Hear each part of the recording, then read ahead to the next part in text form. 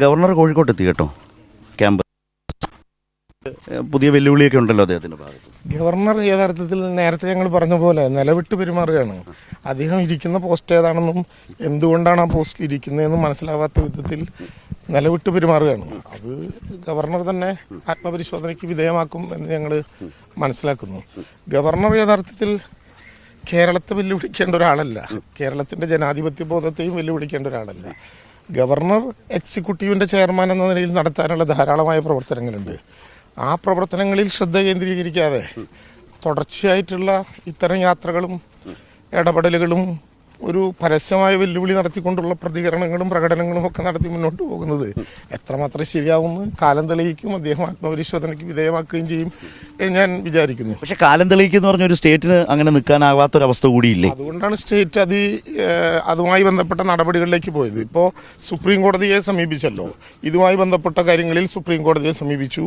കേന്ദ്ര ഗവൺമെൻറ് കേരളത്തിനോട് നടത്തുന്ന ഭരണഘടനാ വിരുദ്ധമായ നടപടിക്കെതിരെ സുപ്രീം കോടതിക്ക് ഇടപെടാൻ കഴിയുന്ന അനുച്ഛേദം 131 അനുസരിച്ച് സുപ്രീം കോടതിയെ സമീപിക്കാൻ തീരുമാനിച്ചു. ഗവൺമെൻറ്റിൻ്റെ നടപടികളുമായിട്ട് മുന്നോട്ട് പോകുന്നുണ്ട്.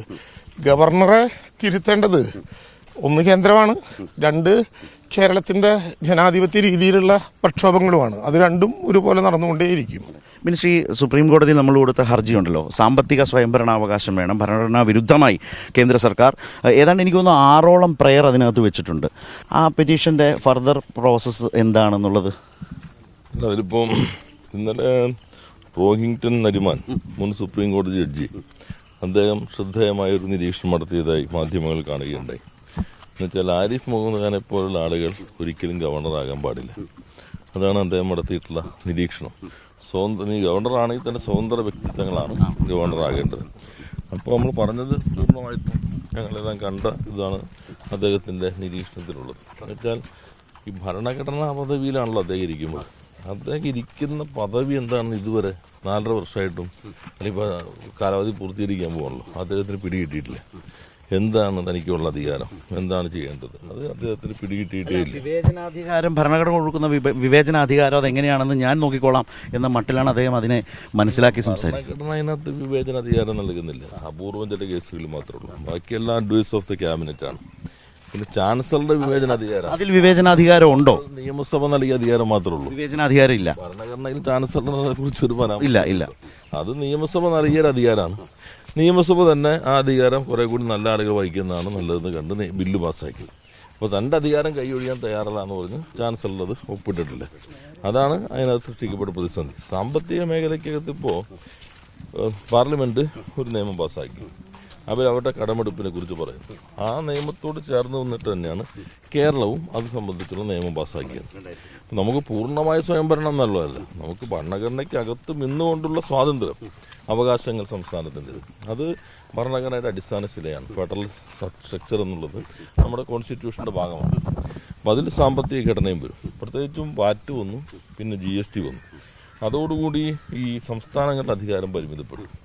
ഭരണഘടനാ അസംബ്ലി സെയിൽ ടാക്സിൻ്റെ ചർച്ചയിൽ ഒരു ക്യാപ്പ് വേണം എന്ന് ചില അംഗങ്ങൾ സംസ്ഥാനത്തിന് ക്യാപ്പ് വേണം എന്ന് പറഞ്ഞപ്പോൾ അന്ന് അംബേദ്കർ ഇടപെട്ട് പറയുന്നത് ഇപ്പോഴേ അവർക്ക് അധികാരം കുറവാണ് നികുതി കളക്ഷന്, അതിനിയും നമ്മളൊരു ക്യാപ്പ് പരിധി കൂടി നിശ്ചയിക്കുമ്പോൾ ശരിയല്ല എന്നായിരുന്നു അന്നത്തെ കാഴ്ചപ്പാട്. പക്ഷേ GST വന്നതോടുകൂടി സംസ്ഥാനങ്ങൾക്കുള്ള ആ നിശ്ചയിക്കാനുള്ള അധികാരം ഇപ്പോൾ ലോട്ടറിയിലും മദ്യത്തിലും മാത്രമായി പരിമിതപ്പെട്ടു. അപ്പോൾ കടമെടുക്കുന്നതിൽ ഇപ്പോൾ ഇന്നലെ ഒരു ഇളവ് നൽകിയല്ലോ, അത് കുറെ കൂടി കൗതുകകരമാണ്. ഈ വർഷം എടുക്കുന്ന വായ്പയല്ല, കിഫ്ബി കഴിഞ്ഞ സാമ്പത്തിക വർഷം എടുത്ത വായ്പ 9,000 കോടിയിലധികം, അത് ഈ 3 വർഷത്തെ പട്ടികയിൽ 3 ഗഡുക്കളായി പെടുത്തിയിരിക്കുകയാണ്. അതാണ്. അപ്പോൾ റെട്രോസ്പെക്റ്റീവ് എഫക്റ്റോടുകൂടി തന്നെ ഒരു പണ്ടത്തെ വായ്പ കൂടി ഈ വർഷത്തെ വായ്പയിലേക്ക് മാറ്റുക എന്നുള്ളത് ഒരു തരത്തിൽ യുക്തിക്ക് പോലും നിരക്കാത്തതാണ്. എനിക്കൊന്ന് സുപ്രീം കോടതിയിൽ ആദ്യം മറുപടി പറയേണ്ടി വരുന്ന ഒരു പ്രശ്നം ഇതായിരിക്കും. അതായിരിക്കാം ഈ ഞങ്ങൾ ഉയർത്തിയ നവകേരള സദസ്സിന്റെ സമ്മർദ്ദവും സുപ്രീം കോടതിയിൽ വരുന്നതും കൂടി കണക്കാക്കിയിട്ടായിരിക്കാം ഇപ്പോൾ ഇങ്ങനെ ഒരു സമീപനം സ്വീകരിക്കുന്നത്. അത് കേരളത്തിനൊട്ടും സ്വീകാര്യമായ കാര്യവുമല്ല. ഈ സാമ്പത്തിക പ്രശ്നം ഉന്നയിച്ച് കേരളം ഇപ്പോൾ ഒരു ചരിത്രപരമായ നീക്കം നടത്തിയിരിക്കുകയാണ്. ഇതിന് സമാനമായിട്ടുള്ള വേറെ ഏതെങ്കിലും മുൻ അനുഭവമോ മാതൃകയോ സുപ്രീം കോടതി വിധികളോ കേരളത്തെ സംബന്ധിച്ച് ഉണ്ടോ?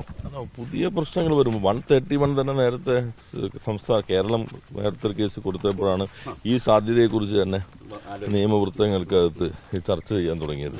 അപ്പോൾ അസാധാരണമായ സാഹചര്യങ്ങൾ വന്നിരിക്കുന്നു. ആ സാഹചര്യങ്ങളിൽ നമ്മൾ ഭരണഘടനാപരമായിട്ടുള്ള സംസ്ഥാനങ്ങളുടെ അവകാശം സംരക്ഷിക്കാൻ സുപ്രീം കോടതിയെ സമീപിക്കേണ്ടി വന്നിരിക്കുന്നു. പക്ഷേ ആർട്ടിക്കിൾ 370 സുപ്രീം കോടതി വിധി ഫെഡറലിസത്തെ ഒന്ന് പരിമിതപ്പെടുത്തുന്നതാണ്. അപ്പോൾ അത് കൂടി നമ്മുടെ മുൻപിലുണ്ട്. പക്ഷേ ഇത്തരം ആവശ്യങ്ങൾ കോടതിയാണല്ലോ നമുക്ക് ഭരണഘടനയുടെ വ്യാഖ്യാനങ്ങൾ നടത്താൻ അധികാരപ്പെട്ട സംവിധാനം.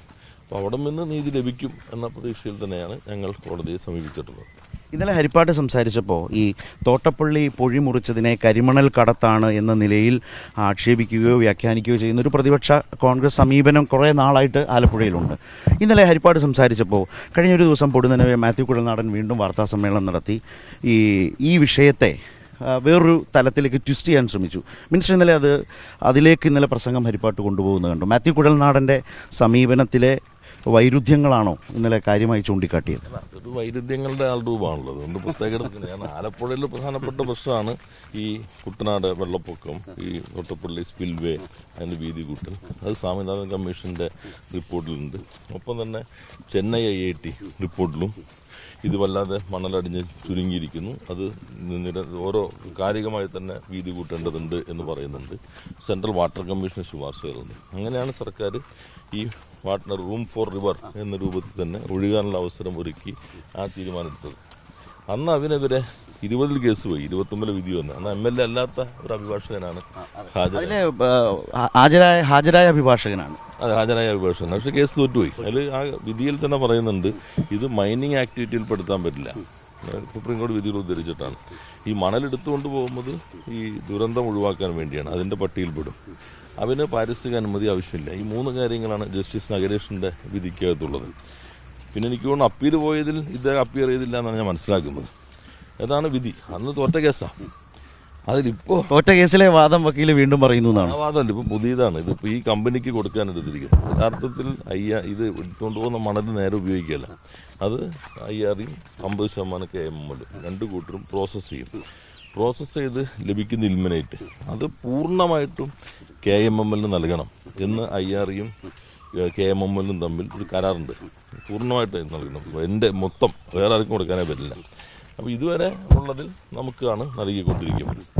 IRE ഒരു കേന്ദ്ര സ്ഥാപനമാണ്.